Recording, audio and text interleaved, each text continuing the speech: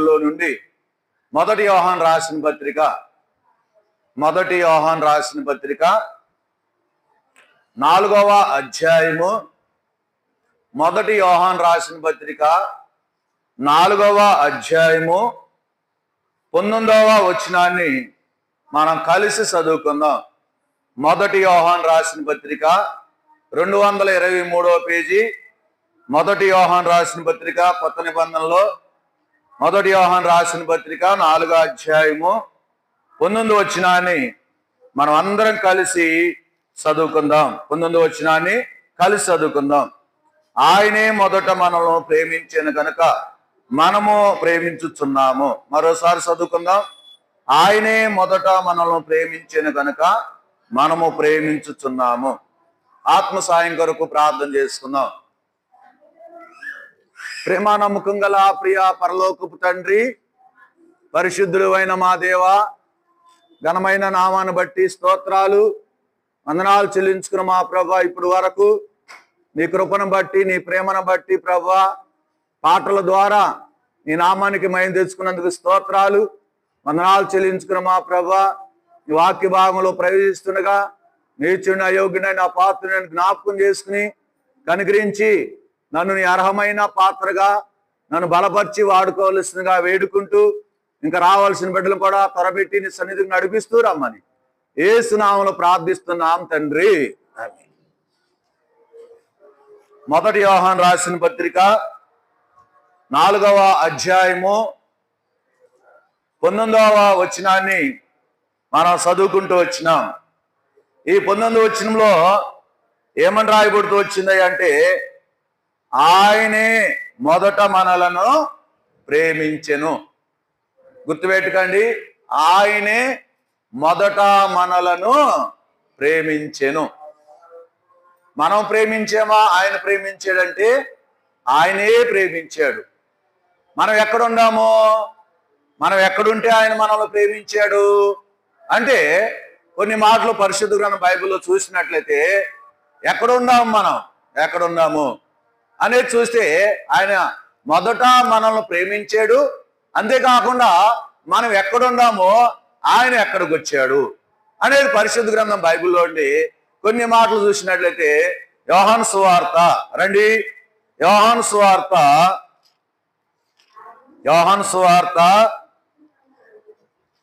13వ అధ్యాయం, యోహాను సువార్త 13వ అధ్యాయము మొదటి వచనాన్ని చదవండి. మొదటి వచనం, తాను ఈ లోకము నుండి తండ్రి వద్దకు వెళ్ళవలసిన గడియ వచ్చినని యేసు పస్కా పండుగకు ముందే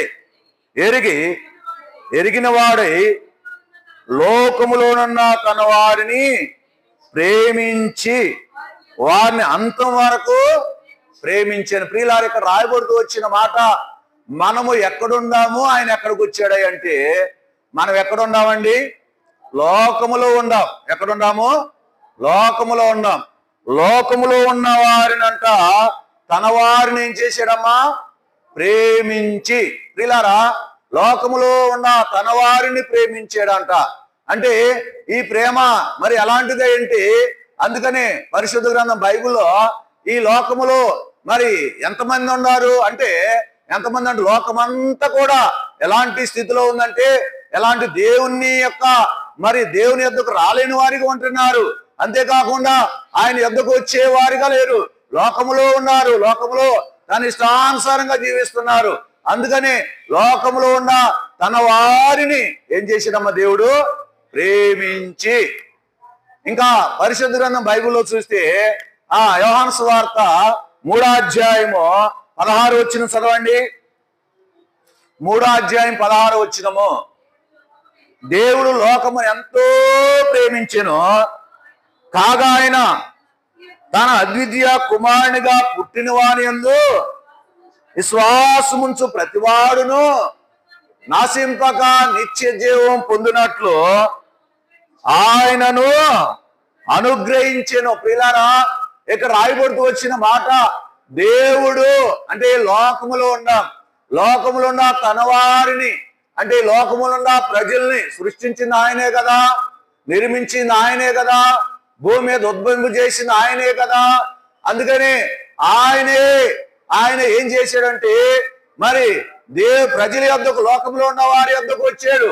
లోకంలో ఉన్న వారి యొద్దకు వచ్చి లోకంలో ఉన్న వారిని ప్రేమించి ఎట్లా ప్రేమించాడండి? ఎంత ప్రేమించాడు? దేవుడు లోకమును ఎంతో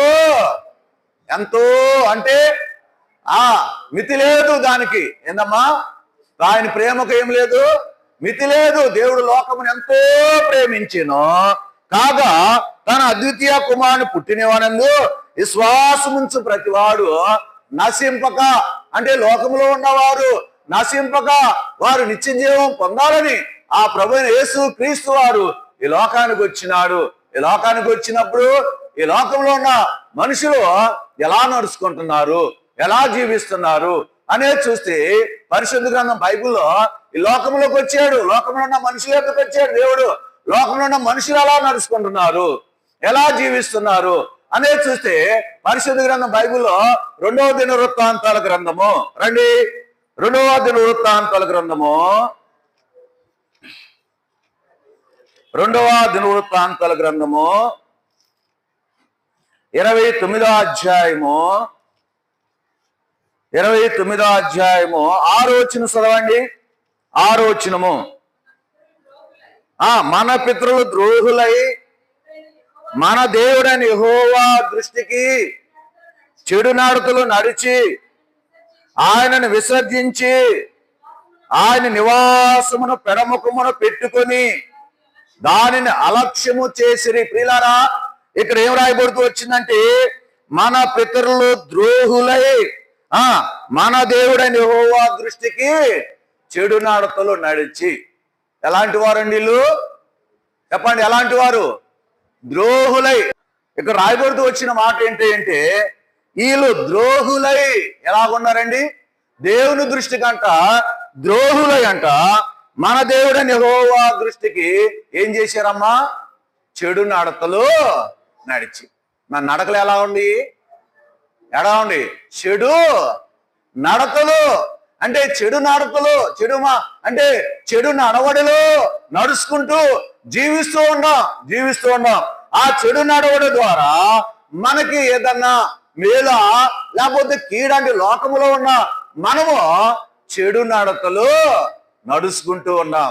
ఆనాడు మరి చూస్తే పరిశుద్ధ గ్రంథం బైబిల్లో వీళ్ళు ఎలాగున్నారంటే ఆదికాండములో 6వ అధ్యాయంలో ఒక మాట రాయబడుతూ వచ్చింది. ఏమని రాయబడుతూ వచ్చింది? వారు చెడు నడతలు, చెడుతనము అంటే చెడు నడతల ద్వారా, నడత ద్వారా చెడుతనం వారిలో ప్రవేశించింది. అందుకని పరిశుద్ధ గ్రంథం బైబిల్లో ఆదికాండము 6వ అధ్యాయము ఇక్కడ 5వ వచనం చదవండి. 5వ వచనం, నరుల చెడుతనము భూమి మీద గొప్పదనియు ఊహంతయు ఎల్లప్పుడు కేవలం చెడ్డదనియు యెహోవా చూచి. ప్రియులారా, వీళ్ళు ఎలాగున్నారంటే వారు చెడు నడతలు కలిగిన వారు ఉన్నారు.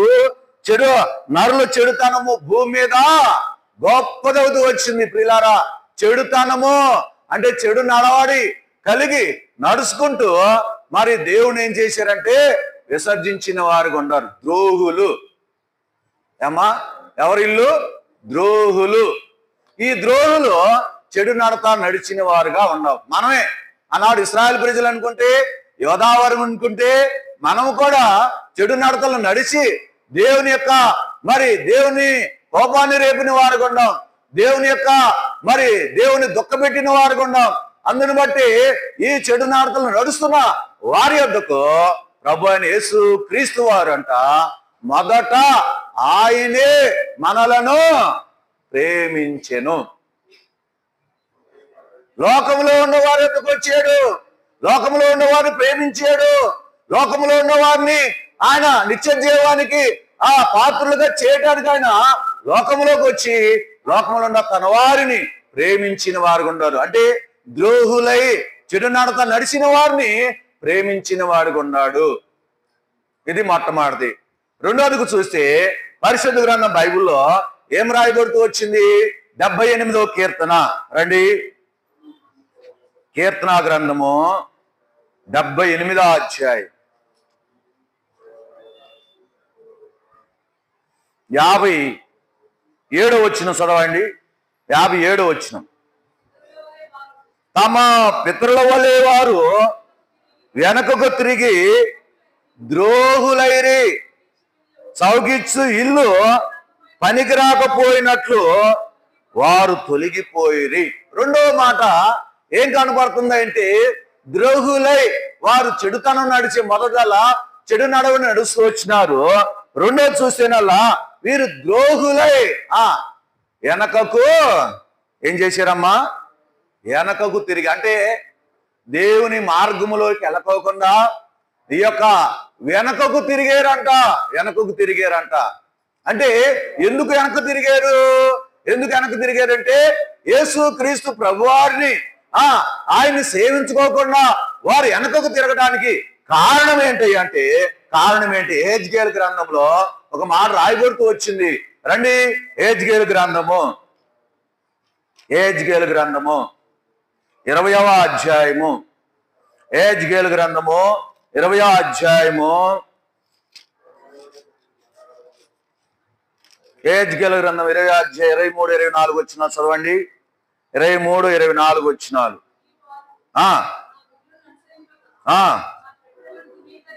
నా కట్టలు చూడండి, ఇక్కడ ఏం రాయబడుతూ వచ్చిందో తెలుసా?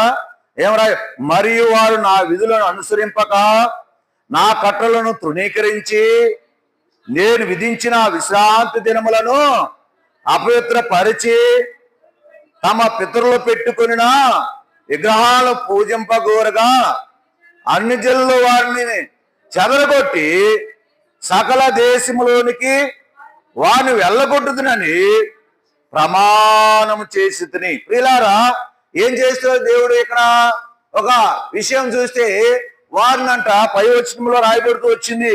ఏమని రాయబడుతూ వచ్చిందండి?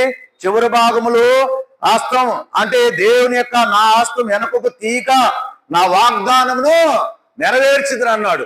అంటే దేవుడు తన హస్తాన్ని వెనక తీకోకుండా తన వాగ్దానాన్ని నెరవేరిస్తే దేవుని యొక్క వాగ్దానాన్ని పెడచెవిని పెట్టి వారు ఏం చేస్తున్నారంటే నా విధులను అనుసరింపక నా కట్టడలను తృణీకరించి నేను విధించిన విశ్రాంతి దినములను అపవిత్రపరిచి ఇంకేముందండి? తమ పితరులు పెట్టుకున్న విగ్రహాలను పూజింపగోరగా. వీళ్ళంతా ఏం చేస్తున్నారండి? దేవుని విధులను, దేవుని కట్టడలను, విశ్రాంతి దినమును ఏం చేశారండి? అపవిత్రపరిచారు. అంటే వీరు ద్రోహులై ప్రతిదానికి చూడండి, ఇది ఎంత ద్రోహో, ఎంత ద్రోహం చేసాడో చూడండి. ద్రోహం అంటే కుట్ర. అంటే మానవుడు ఎలాంటి స్థితిలో ఉన్నాడంటే కుట్ర చేసేవాడిగా ఉన్నాడు. ద్రోహి అంటే కుట్ర చేసేవాడు. అందుకని ఈ ద్రోహినైనా ఏం చేశాడు దేవుడు? ఏం చేశాడమ్మా? ద్రోహిని ఏం చేశాడు? ప్రేమించాడు. అంటే లోకంలో ఉన్న వారందరూ ఎవరంటే ద్రోహిగా ఉండి చెడు నడతలు నడిచేవారు, ద్రోహిగా ఉండి దేవుని యొక్క మార్గాల్లోకి వెళ్ళకోకుండా వెనకకు తిరిగి దేవుని యొక్క కట్టడలను, విధులను విశ్రాంతి దినంలో అపవిత్రపరిచి విగ్రహాల్ని గోరేవారికి ఉన్నారు. అందుని బట్టి దేవుని యొక్క కోపం, లేక ఇది ధర్మశాస్త్ర ప్రకారము దేవుని కోపం అంట వారి మీదకి రగులుకొంది. చూడండి, మనం ఒక చిన్న పాపం చేసిన, చిన్న తప్పిదం చేసిన మన ఇంట్లో ఎలా ఉండిద్ది? పాపం చేసి మనం అంతా కూడా సిగ్గుపడాల్సిన వారిని. మనం పాపం చేసి మన ఇంట్లో వారందరూ కూడా ఏమంటారు తెలుసా? నువ్వు పాపం చేసావు. అలాగే ధర్మశాస్త్రం ఏం చెబుతుంది తెలుసా? నువ్వు పాపం చేసావు, అందుకని నువ్వు ద్రోహిగా ఉండవు. నేను చెప్పిన వాగ్దానాన్ని నేను మీ పక్షాన నెరవేరుస్తానని కోరుకుంటే నీ వల్ల నా విధులను, నా కట్టడలను అనుసరింపకోకుండా ఇష్టానుసారంగా నువ్వు జీవిస్తున్నావు అని చెప్పి ఈ రీతిగా అంటూ దేవుని కోపం రగులుకుంటూ వచ్చింది. ఇక్కడ రాయబడుతూ వచ్చిన మాట ఏంటి అంటే, మనము ద్రోహులుగా ఉండి దేవుని కార్యాల వైపు, దేవుని వైపు తిరగకోకుండా వెనకకు తిరిగి ఏం చేస్తున్నామంటే ఆ విగ్రహాలని పూజింపకోరుతూ వచ్చినాం. అంటే ఏం చేసాం? దేవుని కట్టడలను, విధులను, విశ్రాంతి దినాన్ని మొత్తాన్ని విడిచిపెట్టేసి దాన్ని ఏం చేసామంటే అపవిత్రపరిచినాం. అంటే మనం ఎవరు అంటే వెనకకు తిరిగి విగ్రహాలను పూజించిన వారిని, అది విగ్రహాలను పూజింపగోరిన వారిని. అలాంటి మన మీద దేవుని కోపము రగులుకుంటూ వచ్చింది. ఇక్కడ మూడవదిగా చూస్తే పరిశుద్ధ గ్రంథం బైబిల్లో ఏమని రాయబడుతూ వచ్చింది? యెహెజ్కేలు గ్రంథము రండి, యెహెజ్కేలు గ్రంథము 12వ అధ్యాయం. యెహెజ్కేలు గ్రంథము 12వ అధ్యాయము 2వ వచనం చదవండి. 12:2 నరపుత్రుడా, తిరుగుబాటు చేయవారి మధ్య నీవు నివసించుచున్నావు. వారు ద్రోహులై ఉండి చూచు కన్నులు కలిగియో చూడక ఉన్నారు, వీను చెవులు కలిగియో వెనక ఉన్నారు. ఇక్కడ ఏం రాయబడిందో చూడు. వీళ్ళు ద్రోహులై అంట, కన్నులు చూచే, ఇక్కడ ఏం రాయబడి? చూచు కన్నులు కలిగి చూడక ఉన్నారు, విను చెవులు కలిగి వెనుక ఉన్నారు. మనం ఒకప్పుడు ఎలా ఉన్నామండి? ఎలా ఉన్నాం చెప్పండి? ఎలా ఉన్నాం? అంటే దేవుని మందిరం కనబడుతుంది, దేవుని వాక్యం కనబడుతుంది, దేవుని సేవకులు కనబడుతున్నారు. అయినప్పుడు కూడా చూచి కన్నులు కలిగి ఉండి కూడా ఎలాగున్నాము? చూడక ఉన్నామంట. వాక్యం వినబడుతుంది, విను చెవులు కలిగి ఏం చేసామండి? వెనక ఉన్నాం. అంతేనా? ఒకప్పుడు విన్నామా? మనకి ఎవరన్నా వాక్యం చేయడానికి వచ్చి వినిపిస్తుంటే మనం ఏం చేసామంటే ద్రోహులుగా ఉన్నాం కదా. ఈ లోకంలో ద్రోహులుగా ఉన్నాం కదా. ఈ యొక్క మనం చెప్పొచ్చేవాళ్ళయ్యా, చెప్పొచ్చి వెళ్ళాక సార్లు చెప్పొచ్చే సార్లు వెళ్ళిపో, చెప్పిన సార్లు వెళ్ళిపోయాను అనేవాళ్ళం. చెప్పిన సార్లు వెళ్ళిపో అనేవాళ్ళమే. ఇంకేదన్నా లోకంలో ఉన్నాయని చెబుతుంటే ఏం చేసామో ఇంత వచ్చామో. కానీ దేవుని మాటలు చెబుతుంటే మనం ఏం చేసామో ఎన్నవలయ్యా వెళ్ళిపోండి అని వారిని ఏం చేసామంటే వారి మాటలు పెడచెవిని పెట్టి వారిని అక్కడ నుండి తోలివేసిన వారు కొండాం. అంటే మనుషుడు ఎలాగున్నాడో తెలుసా? చూచే కన్నులు కలిగి ఉన్నాడు, చూడక ఉన్నాడు, ఇనే చెవులు కలిగి ఉన్నాడు వెనక. ఇప్పుడు వీళ్ళని ఏమంటారు? గుడ్డివాడు, చెవిటివాడు. అంతేనా? ఏమంటారండి? గుడ్డివాడు లేక చెవిటివాడు. అంటే ఒకప్పుడు మనం ఎలాగున్నాము? గుడ్డివాడిగా ఉన్నాం, చెవులుండి కూడా ఈనపాడి కూడా విననట్టు ఉన్నాం. అలాంటి బుద్ధిహీనులుగా జీవిస్తూ ద్రోహులుగా ఉంటూ దేవుని యొక్క విధానంలో, అంటే మనలో ఏముందంటే పాపం మనలో ఏలుబడి చేస్తా ఉంది. అందుకని చెడు నడతలు నడిచిన వారు ఉన్నాం. అందుకని మనలో పాపము పేరుకుపోయింది, ద్రోహం చేస్తున్నాం కనుక మనము వెనకకు తిరిగి విగ్రహాలను పూజించిన వారు ఉన్నాం. మూడవదిగా చూస్తే మనము ద్రోహులై చూచే కన్నులు కలిగి ఉన్నాము, చూడకున్నాము, ఇని చెవులు కలిగి ఉన్నాము, వెనక ఉన్నాం. ఇక్కడ కూర్చున్న చాలా మందిలో ఎలాగున్నామంటే ఇదే పరిస్థితి కలిగి నాతో సహా. ఒకప్పుడు ఎలాగున్నామో తెలుసా? నీతో సహా ఎలాగున్నామంటే చూస్తున్నాం కానీ కన్నులు మూసుకుంటున్నాం. వినాలని లేదు, చెవులుండి వినపడుతుంది కానీ వెనక ఏం చేసామంటే పెడ చెవుని పెడుతూ వచ్చినాం. ఇలాంటి పరిస్థితిలో మనం జీవిస్తున్నప్పుడు, ఇలాంటి స్థితిలో మనం ఉంటున్నప్పుడు, ఇలాంటి మార్గంలో మనం జీవిస్తున్నప్పుడు, అందుకని పరిశుద్ధ గ్రంథం బైబిల్లో ఇంకొక మాట కూడా ఉందండి. యెషయా గ్రంథము 1వ అధ్యాయం, యెషయా గ్రంథము 1వ అధ్యాయము 23వ వచనం చదవండి. 23వ వచనం. నీ అధికారులు ద్రోహులను, దొంగల సహవాసులను, వారందరూ లంచము కోరుదురు, బహుమానముల కొరకు కనిపెట్టుదురు, తండ్రి లేని వారి పక్షాన న్యాయం తీర్చరు, ఎదవరాండ్ర వ్యాజ్యమును విచారించరు. తీరాలా ఇక్కడ చూస్తే ఇక్కడ వీళ్ళు ఎలాంటి వారు అంటే అధికారులు ద్రోహులు, దొంగల సహవాసులు, వారందరూ లంచము కోరుదురు, బహుమానముల కొరకు కనిపెట్టుదురు, తండ్రి లేని వారి పక్షం న్యాయం తీర్చరు, ఎదవరాండ్రు వ్యాజ్యమును విచారింపరు. అంటే ఈ బతుకంతా ఎలాంటి బతుకు అంటే పాపిష్టి బతుకు మనది ఒకప్పుడు. అవునా? పాపిష్టి బతుకు.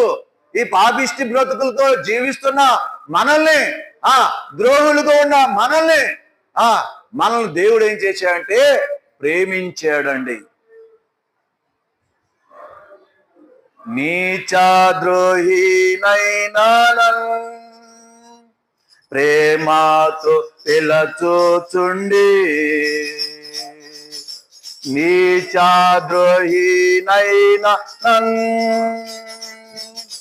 ప్రేమతో చుండే, ఆనందమానందమే ఎల్లప్పుడు ఆనందమే,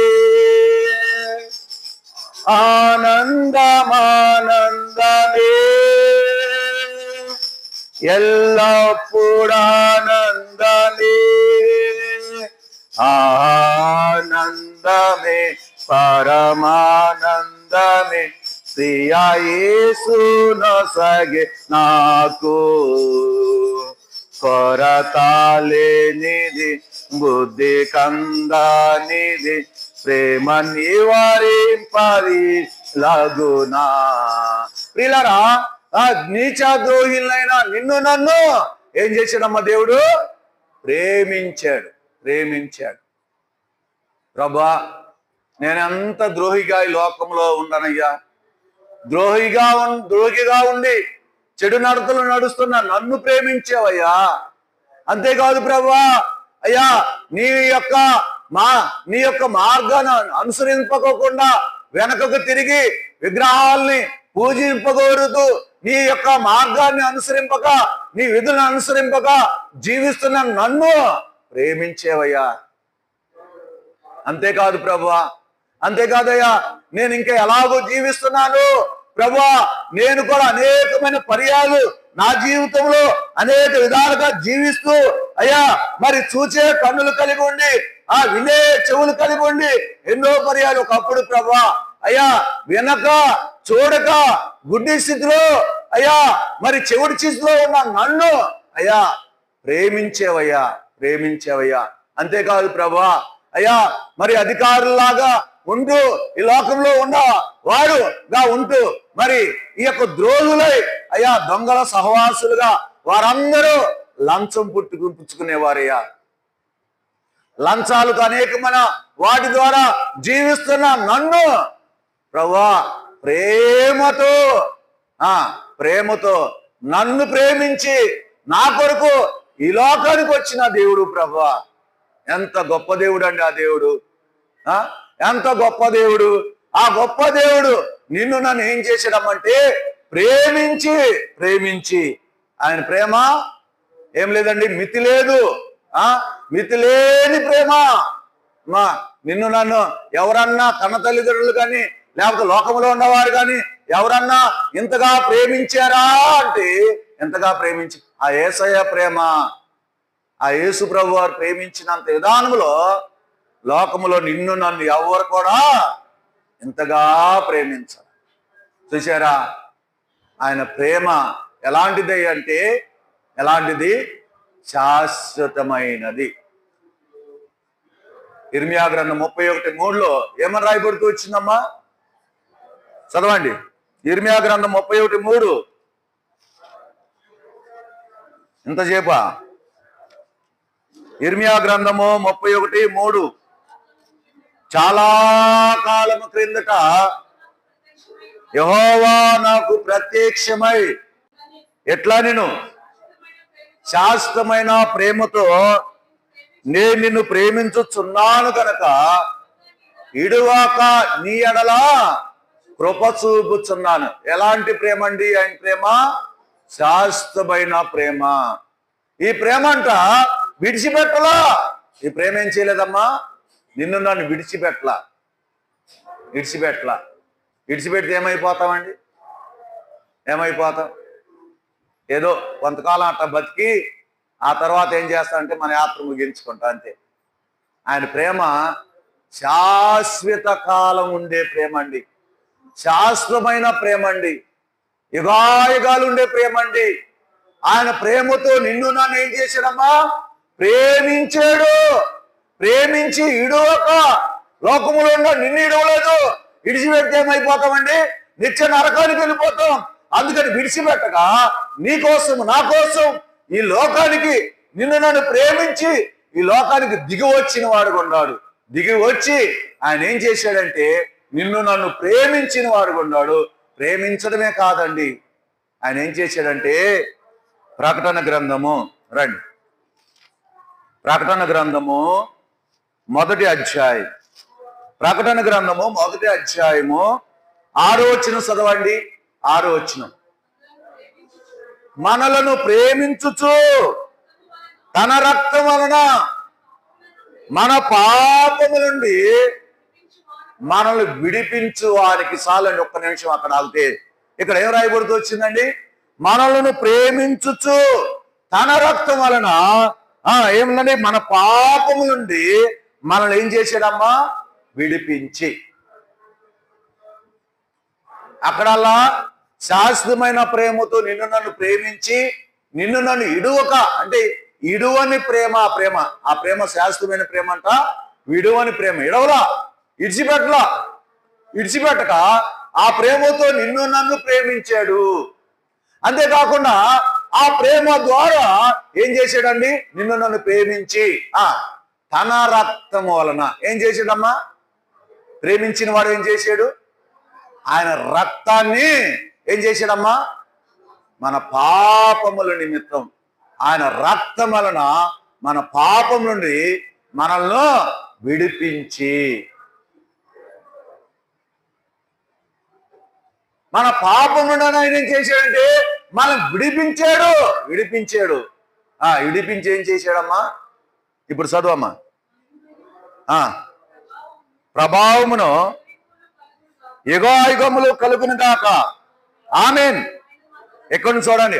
ఆయన మనలను తన తండ్రి యొక్క దేవునికి ఒక రాజ్యముగాను యాజకులుగాను చేసింది. ఏం చేశాడు అమ్మయ్యల్ని? ఎవరిల్లు? ద్రోహులండి, చెడు నడతం నడిచిన వారు, వెనకకు తిరిగి విగ్రహాలు పూజ చేసిన వారు. మనం ఇంకెలాంటి వారమై అంటే కన్నులుండియో చెవులుండియో ఏం చేశాం? చూడలేదు, వినలేదు. వెనక మన ఇష్టానుసారంగా చీకటిలో బ్రతుకు ఎలాగుందో అలా బ్రతుకుతూ జీవిస్తున్నాం.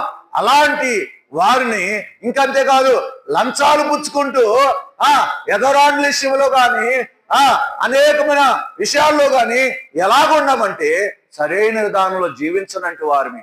అలాంటి మనల్ని ఏం చేశాడమ్మా? శాశ్వతమైన ప్రేమతో ప్రేమించాడు.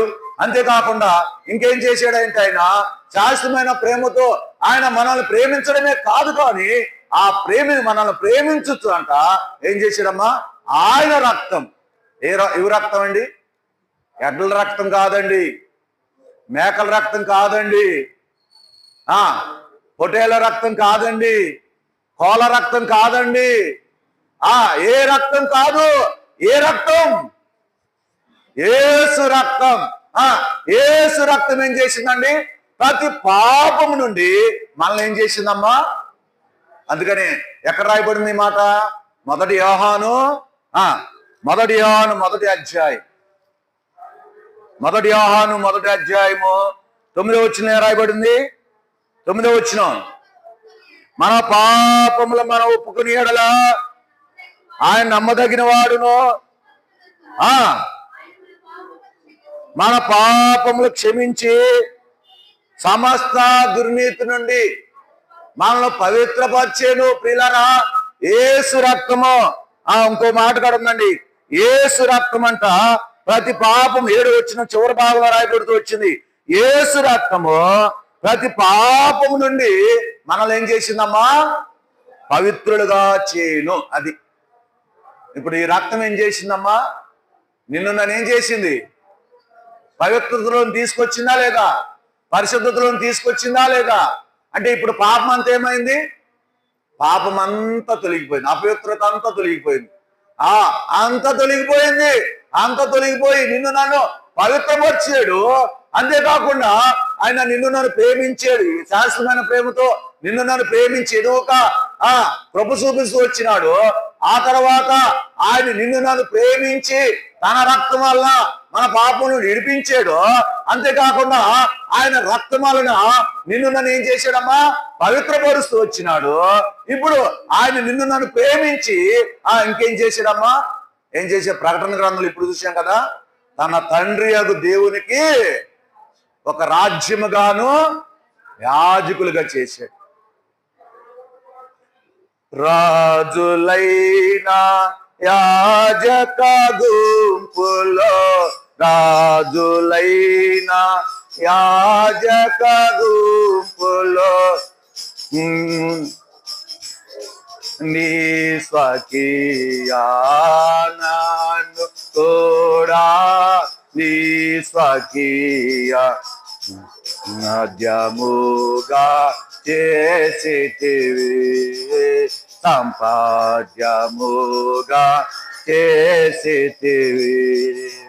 జై జై యేసు రాజా, జై జై రాజాతి రాజా, నీకే జై జై రాజాతి రాజా, నీకే జై జై. ప్రియులారా, నిన్ను నన్ను చేసుకున్నాడు. ఎలా చేసుకున్నాడండి?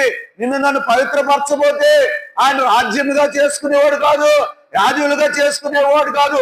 ఆయన రక్తం వలన నా పాపము నుండి నిన్ను నన్ను విడిపించాడు. ఆయన రక్తం వలన నిన్ను నన్ను మరి పవిత్రపరుస్తూ వచ్చినాడు. ఆయన నిన్ను నన్ను ప్రేమించి తన తండ్రి దేవునికంట ఒక రాజ్యముగాను యాజకులుగా నిన్ను నన్ను చేసుకుంటూ వచ్చినాడు. అంతేకాకుండా మొదటి పేతురు రాసిన పత్రిక 2వ అధ్యాయంలో ఒక మాట రాయబడుతూ వచ్చింది.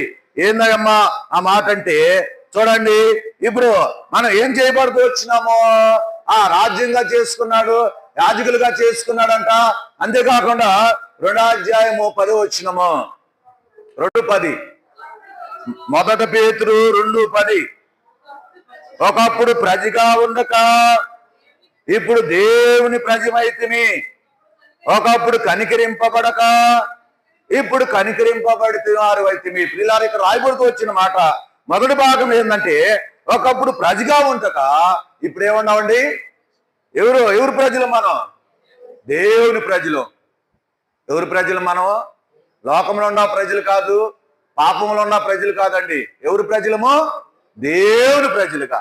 ఈ ప్రజలు నిజంగా చూడండి, ఈ ప్రజల్ని తన ప్రజలుగా, లోకములో ఉన్న తన వారిని, లోకములో ఉన్న వారిని, లోకములో నశించిపోతున్న వారిని, లోకములో చెడు నడకలు నడిచిన వారిని, లోకములో వెనకకు దేవుని యొక్క మార్గంలో రాకోకుండా వెనకకు తిరిగి ద్రోహులై విగ్రహాలను పూజ చేస్తున్న వారిని, అంతేకాకుండా కన్నులుండి చెవులుండి వెనక ఇష్టానుసారంగా జీవిస్తున్న వారిని, అంతేకాకుండా లంచం తీసుకుని ఎదవరాండ్ల విషయంలో కానీ వ్యాజ్యం తీర్పు తీర్చక సరైన జీవితం జీవించక పాపంలో జీవిస్తున్న మనల్ని దేవుడు ఏం చేశాడంటే ప్రేమించాడు, కృప చూపించాడు, తన రక్తం వలన విడిపించాడు. అంతేకాదు తన రక్తం వలన ఏం చేశాడంటే పవిత్రపరిచాడు. అంతేకాదు నిన్ను నన్ను ప్రేమించి ఆయన ఏం చేశాడంటే తన తండ్రి యొక్క దేవునికి ఒక రాజ్యముగా యాజకులుగా చేసుకున్నాడు. అంతేకాకుండా దేవుని ప్రజలుగా చేసుకున్నాడు. అందుకనే పాట ఉంది కదా, మనం యేసు నివారణము తన వారుగానే ఉండేదము. చూడండి, ఎవరు వారమయ్యా? ఎవరు వారమయ్యా? యెరూషలేము ప్రజలు ఎవరు వారయ్యా అంటే దేవుని ప్రజలు. ఎవరు ప్రజలు కాదు, దేవుని ప్రజలు. దేవుని సొత్తైనా ప్రజలు పైన ఉంది కదా, ఏముందండి? వారు దేవుని సొత్తైనా ప్రజలై ఉన్నారని 9వ వచనం చివరి భాగంలో రాయబడింది. 2 పేతురు 2:9 వచనం చివరి భాగంలో ఏం రాయబడుతూ వచ్చింది? దేవుని సొత్తైనా ప్రజలై ఉన్నారు. అది ఇక్కడల్లా దేవుని ప్రజలై ఉన్నారన్నది. పై భాగంలో చూస్తేనల్లా దేవుని సొత్తైనా ప్రజలై ఉన్నారని రాయబడుతూ వచ్చింది. చూసారా? ఇంత గొప్ప దేవుడు నీకోసం నా కోసం నిన్ను నన్ను ప్రేమించి తన రక్తం వలన నిన్ను నన్ను పవిత్రపరిచి రాజులైన యాజక సమూహాలను నిన్ను నన్ను చేసి తన ప్రజలుగా సొత్తైన ప్రజలుగా చేసుకుని ఆయన ఏమయ్యాడండి? ఆయన ఏమయ్యాడు? ఆ కలవర శిలువలో బలి అవుతూ వచ్చింది. ఏమండి? బలైన మాట చిన్నగా ఏదో మనం అట్లా చెప్పుకుంటున్నాం సరిపోతుంది, కానీ ఆయన ఎంతగా నలగొట్టబడ్డాడు, ఆయన ఎంతగా బాధించబడ్డాడు, ఆయన ఎంతగా శ్రమ పొందాడు మనకెవరికి తెలియదు. కానీ వాక్యాలు చదువుకుంటుంటే మనకంతా కూడా ఎలా అనిపిస్తుందంటే, ప్రభువా ఇంతగా నా కోసము అయ్యా నలగొట్టబడ్డావయ్యా, ఇంతగా నా కోసము పొడవబడ్డావయ్యా, ఇంతగా నా కోసం శ్రమ పొందావయ్యా, ఇంతగా నా కోసము అయ్యా ఆ కలవరి శిలువలో వేలాడి అయ్యా నా కొరకు చనిపోయిన దేవుడిగా ఉన్నావయ్యా. ఇంత గొప్ప దేవుడివి, నన్ను ప్రేమించి నా కొరకు ఈ లోకానికి వచ్చి లోకంలో నన్ను, చెడు మార్గంలో నడుస్తున్న నన్ను, అయ్యా చెడిపోయిన నన్ను, ఇంతగా నేను అనేకమైన విధాలు జీవిస్తున్న నన్ను ప్రేమించి అయ్యా నన్ను ఈ రీతిగా చేసుకున్న తండ్రికి నేనేం అర్పించగలను ప్రభా? ఏమి లేనివాడిని ఒప్పుకుని కొద్ది స్తుతి ఆరాధనని ప్రభు సన్నిధిలో ఒక సహోదరిగా మన ప్రభుని ఆరాధించేవారిగా మనం ఉందాం. అట్టి కృప, అట్టి విధానంలో దేవుడు మనల్ని దీవించి అట్టి విధానంలో తన వాక్యం ద్వారా బలపరిచి నడిపించును గాక. ఒక సహోదరుడు సహోదరి బిగ్గరగా క్లుప్తంగా ప్రభుని ఆరాధిద్దాం.